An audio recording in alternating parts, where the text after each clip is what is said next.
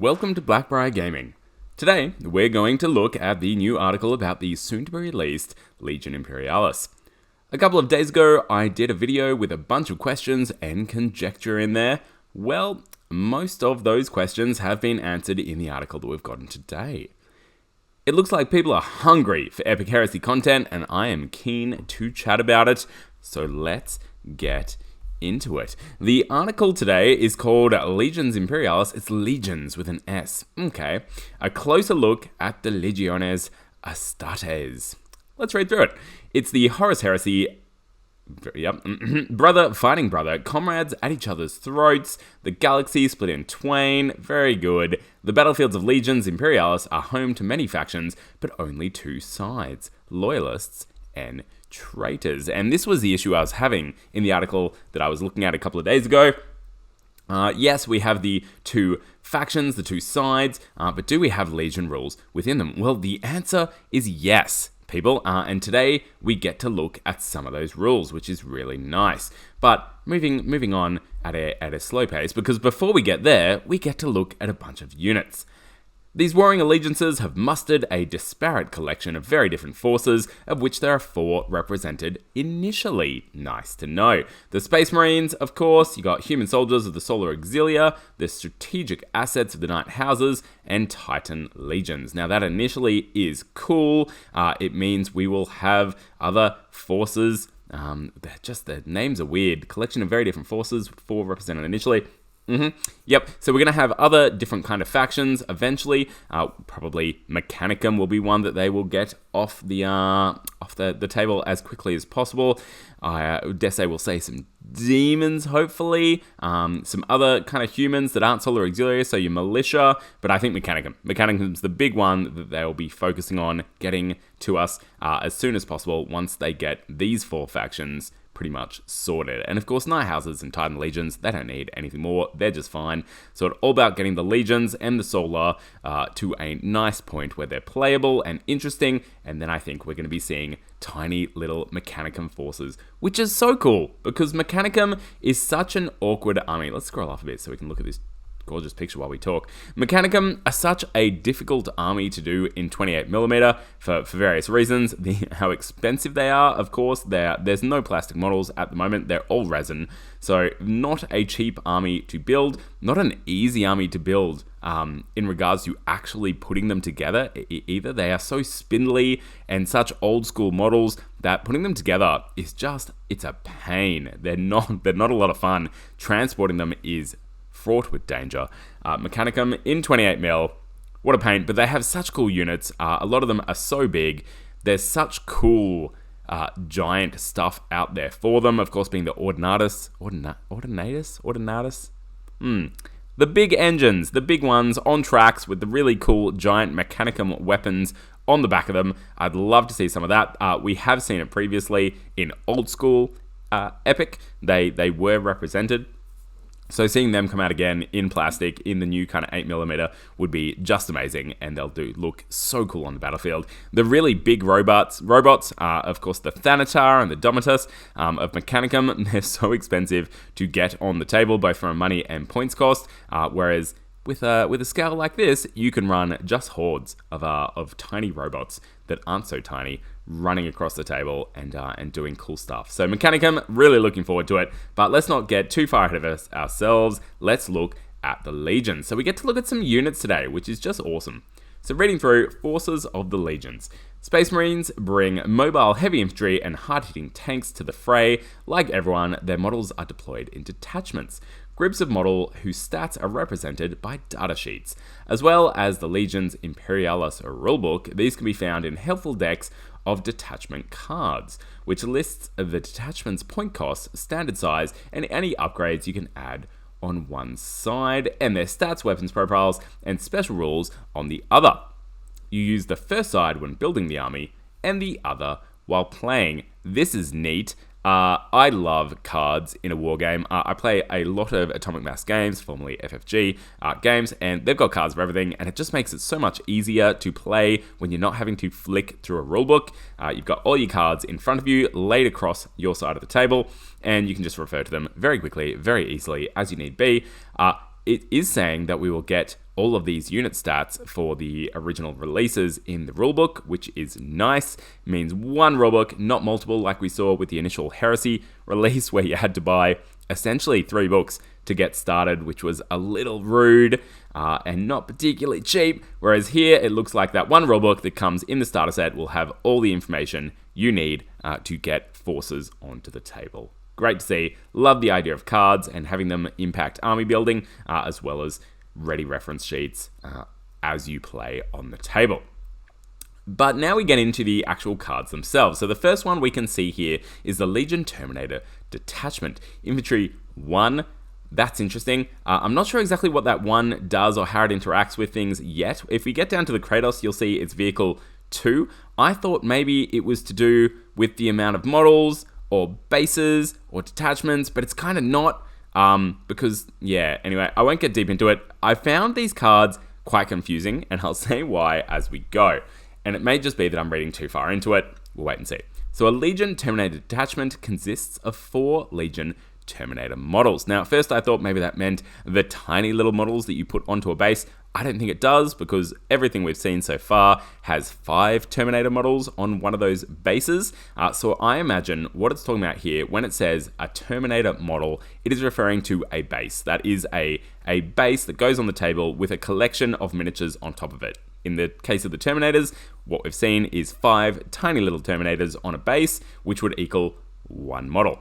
So when it's saying that a detachment includes 4 Legion Terminator models, I think it's saying you get 4 bases for this detachment at the 50 point value, which you can see below, which would of course be 20 tiny little Terminators spread across 4 bases. But the confusing part for me is that in that starter set, and I could be wrong here, but I'm pretty sure you only get 2 bases of Terminators.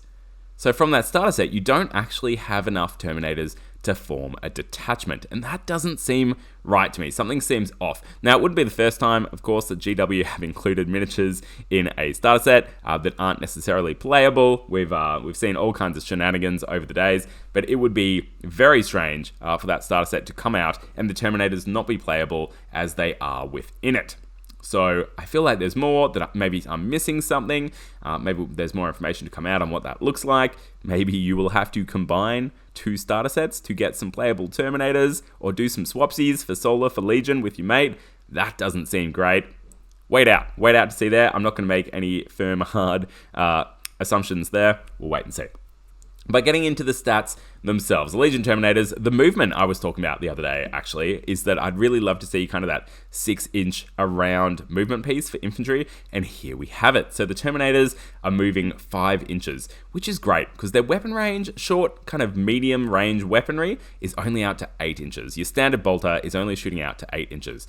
So for the infantry movement to almost equal the range of a bolter, I really like that. Once again, it's focusing so much on movement in this game and having to move into position to get your firepower onto the enemy. That's great. Love it. So movement 5 inches, which I imagine means your basic TAC Marines will be 6 inches, perhaps. The save of 4+. Infantry is going to die in absolute swathes in this game, and I'm all about it. The close assault factor is what CAF stands for there, of +4. I'm pretty sure that means on 2d6. Here we go. You were comparing it, weren't you, to your opponent? You were matching up against them, comparing 2d6 rolls, I think was the way that worked. I could look backwards to confirm in that article, but I'm not going to. You're then adding +4 to that result, I think is what that is there. So you have a pretty good chance of smashing your opponent. And this gives us a good standard of, Terminators, pretty good in assault. So +4 seems to be a pretty good result, which is really interesting when we look at the Kratos below. But we'll get to that. Morale 3+, very good. Wounds 1, sure. So it looks like a base of Terminators will have 1 wound. So the enemy will only have to do a 1 wound to them, get through that save, and a base of Terminators just disappears up in smoke. Infantry dying all over the place.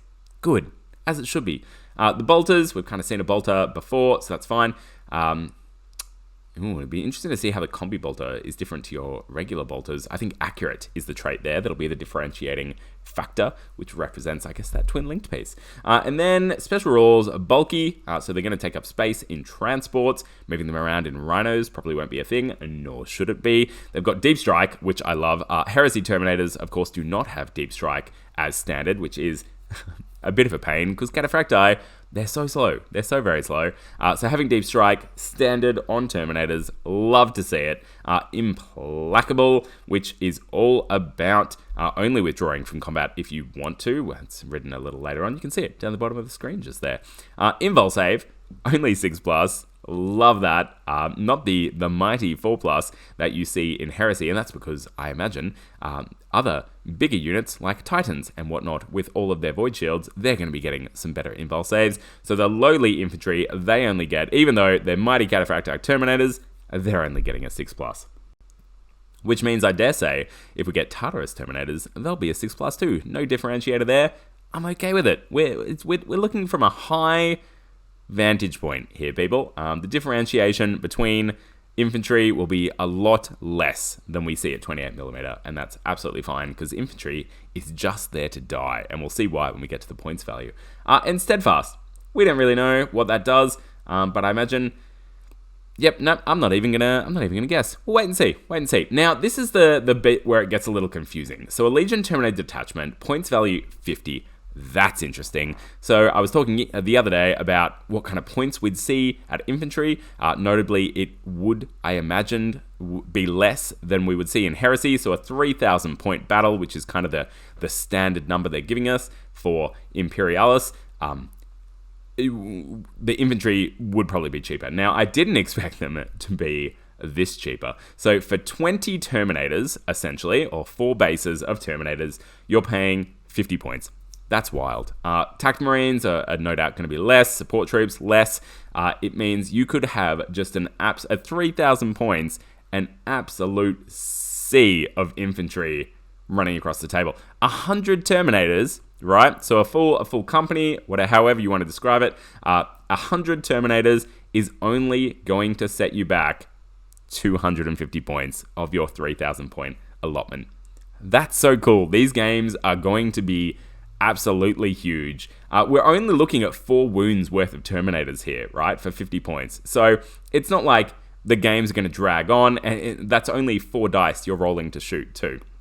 So it's not like the game's going to go crazy long because we've got so many Terminators. It's just that they're really making an effort here to make sure that there are tons of tiny miniatures on that table. And you can just go nuts with the amount of infantry you get on there if you want to. Obviously, Titans are no doubt going to be a bit more expensive. So, 50 points gets you 20 Terminators, 4 bases, but this is where it gets a little confusing for me. You'll see that there's a bunch of kind of rectangles behind that initial detachment picture of those 20 Terminator silhouettes.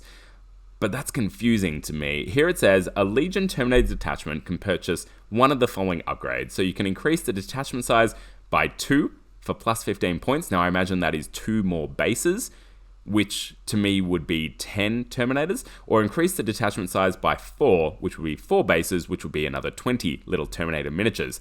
But the oblongs, rectangles behind that silhouette picture, that kind of represents how many extra Terminators you could theoretically take.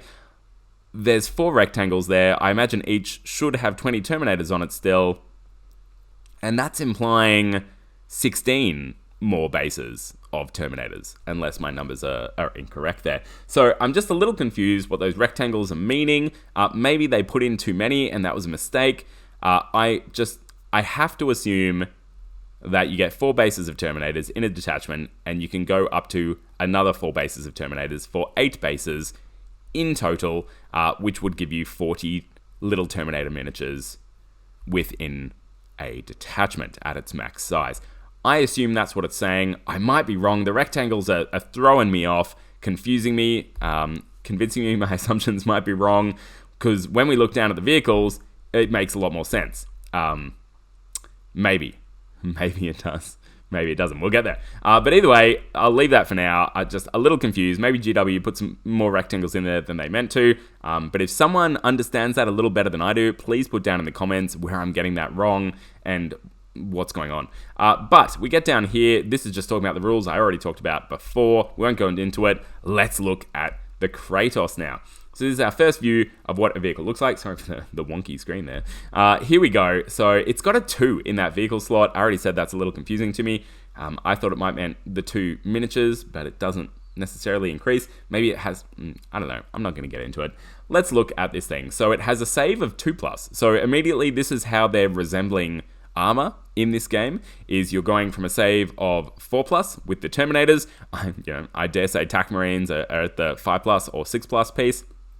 And you're taking that right up to represent armor to the 2+. Now, it doesn't look, we can't see their special rules, but it doesn't, if there are any, certainly it's at the bottom of this one, isn't there? Special rules, there don't seem to be any on the card for the Kratos. Maybe there are, and we just can't see them in the picture that they're showing us, but it doesn't look like vehicles are getting an invul save like the Terminators are. So that 2+ save is what you're going to be relying upon. It represents the armor.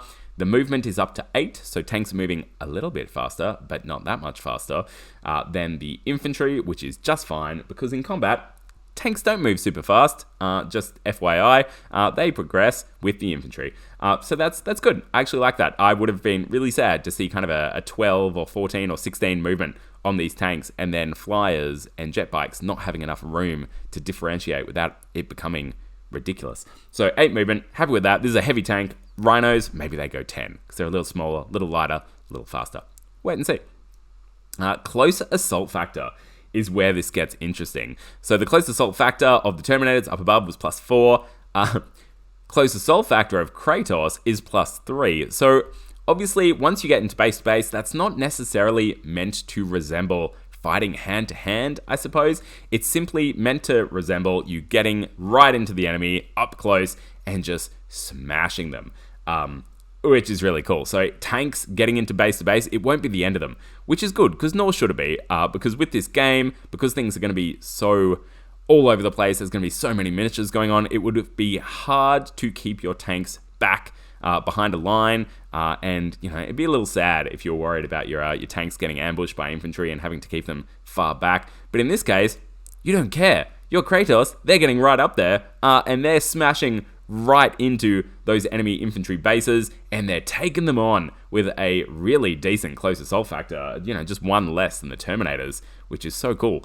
Morale, tanks do have morale in this game, which is interesting. Most GW 28mm systems do not have morale for tanks. Here, we get to see it, which is really cool. And that resembles the crew. The crew, maybe they've had enough, they want to get out there. I really like that. I really like to see morale in vehicles. Super into it. They have 2 wounds instead of 1, so they're a little bit hardier. And these are heavy vehicles, people. These are big tanks. Still, only 2 wounds, which leaves so much space for Titans, which is what it's all about. Once again, these kind of tanks, sure, they're huge in 28mm, but in the game of Imperialis, they're just chaff. They're just chaff, ready to be destroyed. They're not, though. Let's look at those points. So a bunch of weapons. This is great. The longest range weapon there is that las cannon at 22 inches. Love to see it. It's, once again, comes all down to maneuver. 22 inches is not that far on a 5x4 table, so you will have to move these into position to get some firepower on, and especially if you want to take advantage of its battle cannon and the armor bane situation of it, you have to be within 10, which is so close and so great to see. We get down to the points value, so 150 points for a Kratos squadron, and that's 2 vehicles.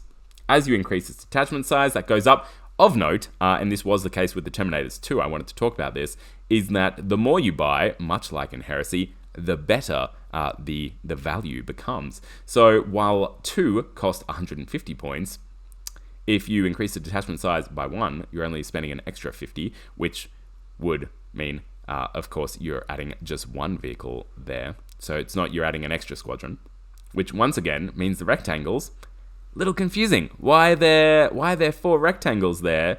That would imply you're adding an extra 8 Kratos, which we know just, it doesn't seem to be the case. When you increase the detachment size by 4, you're only adding an extra 4 vehicles. You're not adding an extra 8. So the rectangles, they're throwing me off. I think GW stuffed it with the imagery there and the visual design, and that's going to cause a bit of confusion for people, I think. But the points, really, it's obvious how it makes sense here. Detachment size by 1, so you go up to a squadron of 3. Detachment size by 2, so now you're getting a bit of value out of it. You're saving 40 points, essentially, by buying another 2 tanks, going up to a squadron of 4.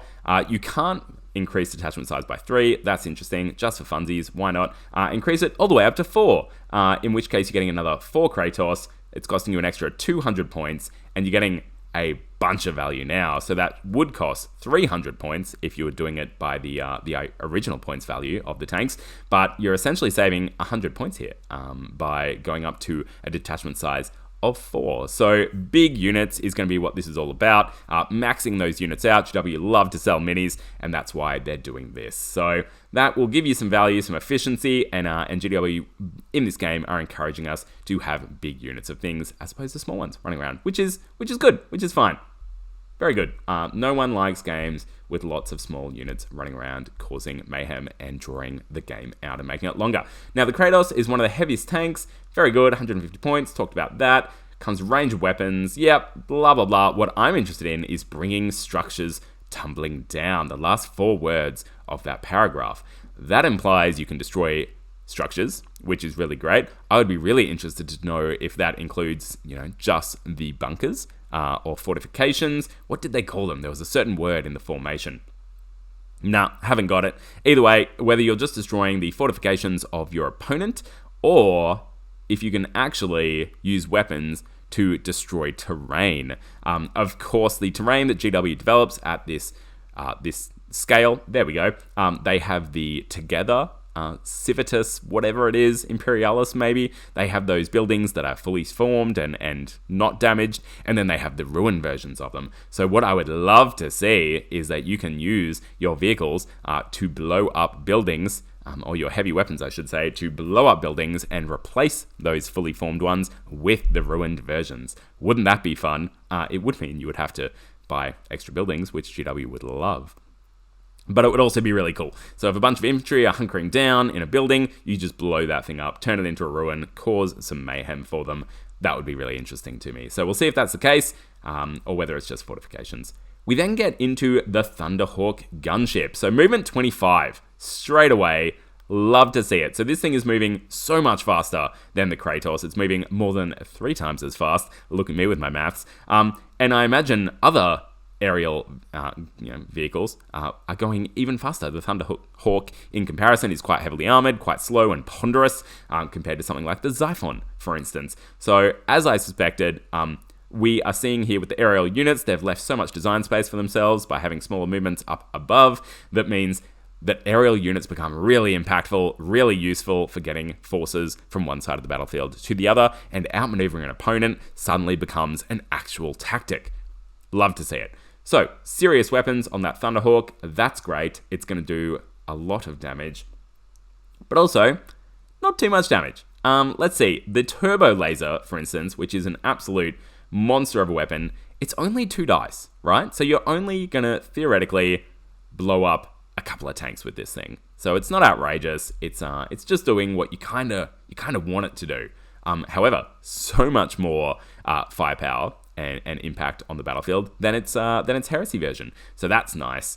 And there's a bit of a trend that I'm seeing with that, and I'll get to that a little later. You can increase, it's 150 points, very good. So look, 5 Thunderhawks in a 3,000 point game, not outrageous. 6 Thunderhawks, then you've got 2 full detachments. Not an outrageous expenditure in a 3,000 point game to carry your whole force into battle by air. Love it. So they have a bit of a chat about it. 25-inch movement, wonderful. It's got flyer, it's got hover, it's got large assault transport, which means, things can assault out of it, which is great. That's a thing that's going to be happening. It can take 8 bases of Terminators, which is what we saw the max detachment size, as I suspected, up above. So you can max out a Terminator detachment, still fit them in a Thunderhawk, 40 Terminators pouring out of this thing to cause trouble. That's wonderful. Interestingly, it then talks about it can stay on the battlefield between turns. Now that implies to me, and this might have been a rule with old school Epic, I don't know, I haven't read anything, I haven't done any research, that's just how I roll, but it implies that flyers are going to be coming on and then flying off the battlefield, in strafing runs, if you will, which is of course exactly what flyers do. So that's really nice. We're seeing a bit of realism here. Realism is, of course, I'm saying that slightly ironically, but we're seeing flyers that will come on and fly off the battlefield, is what I understand that, and potentially, in your turn, it will fly on, cause some damage, and then fly off again. Which means I imagine the enemy will get a chance to shoot at it in theirs. Obviously, alternating activations, I don't know, interesting, but hover. Hover will have an impact there, and staying on the battlefield is very telling with the plan for other flyers and what they might be able to do or not do, as it were. Maybe they'll have to stay off for a turn while they turn around and come back for another strafing round. Right, so they can carry 8 bulky troops. Yep, Terminators, talked about it, allows them to charge. That's great. Charging out of Thunderhawks, that's cool. Massive aerial assault, straight into the fray. Love to see it. What a lovely picture of what I imagine, and it's hard to tell when things are so tiny, a Dark Angels Legion force here. That's so pretty. It's so pretty. I was a little thrown off by the banner in the lower left corner there. I thought it had 8 points on that. I'm like, ooh, he's saying traitor Dark Angels, which of course is just Dark Angels. No, it's like a 7-pointed kind of circle thing going on, which would be some kind of hexagrammic whatever going on for the Dark Angel symbology. Love it. Super pretty. What a lovely looking little force. That gets us into Legion special rules. So, my conjecture a few days ago was that they hadn't mentioned Legion rules, Legion specific rules at any stage, just that there were traitors, that there were loyalists. I'm like, oh, does that mean we won't see Legion rules? Surely not. Surely they will. And that is, of course, the case. Thank goodness. We need to differentiate. You want your black painted Space Marines to be different from your green painted Space Marines, because of course you do. Because we care about the Legions. We care so much. So here's some cool little rules that they've given us. And this might be all that each Legion gets. Maybe it gets a couple of special rules. Maybe it only gets one. But they seem so good that even if they only got this one rule, I'd be happy with it. And they've showcased 3 Legions here. They've showcased White Scars, Salamanders, and World Eaters. Now, these are 3 Legions that are a bit iffy in 28mm Heresy, so I think they're great choices, just to show that they're giving them something decent in Imperialis and letting people really enjoy them. So the White Scars one is that you get an extra addition to your Jink save. Geez, I'd love something like that in Heresy. Wouldn't that have been nice? In this case, instead of Jink 6+, and we saw Jink, I believe, up on the Thunderhawk, up above, there it is, Jink 5+, well, a White Scars Thunderhawk, that's getting Jink 4+, which I think starts to make a real difference and starts to add up, especially with jet bikes flying everywhere, which will no doubt get Jink. Yeah, of course it will. It even says it. It even says it in the article. So that's nice. Great. Love to see it. Okay, next. World Eaters. They get to reroll a single D6 when making fight rolls. That's fantastic. Rerolls are amazing. Well done, World Eaters. You're going to be fantastic at fighting. That makes sense. And Salamanders, you get to roll 2d6 and choose which result they prefer from morale checks. That's fantastic. They are twice as good at passing morale checks than anyone else. And in addition, they gain that implacable special rule, which means in combat, they will only run away if they want to. That sounds so powerful. So we've just seen 3 Legion rules here that are very impactful for these armies that will make a huge difference to them. So that's really nice. And there's three Heresy armies that are a bit unloved in 28mm, in Age of Darkness, if you will. So it's good to see them getting something real decent in this one here. So good to know that the Legions will get their own rules. I imagine that implies that Solar will have its own types of factions as well. Or what are they called? I want to say cohorts, but that doesn't seem right. But yeah, look, we're going to get some differentiation between our different painted miniatures, and that's all I care about. That's really nice to see. Now, they go on to finish off the article. This is just a snapshot of the power available to the Legiones Astartes. They will have more tricks up their sleeve and an arsenal to match. Whether they're fighting solo or alongside allies, Space Marines take to the field supported by squadrons of medium and heavy tanks, barrage of artillery. Can't wait to see some of the artillery we get. Hopefully not just Scorpius, and we've already seen the Legion Rapiers, haven't we? But hopefully when it comes to other artillery, we get some Legion Medusas and Legion Basilisks as well. That'd be really nice. Stomping Dreadnoughts, we've seen plenty of them, and Sturdy Flyers among other things. Woo, what a tease. What a tease, GW.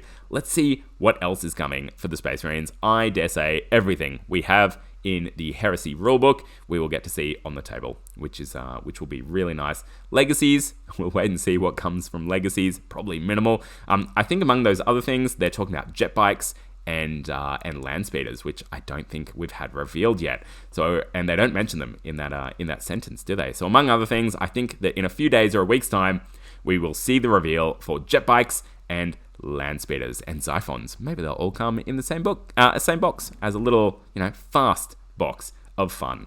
That would be really nice. But for now, that's all I wanted to talk about for Legion Imperialis today. Great article, lots of information in there. Super keen to talk more about this one. I'm very excited to get on the table and play it. Let me know in the comments what Legion you're thinking of, whether any of the 3 Legions we've seen today look good. I will be going White Scars.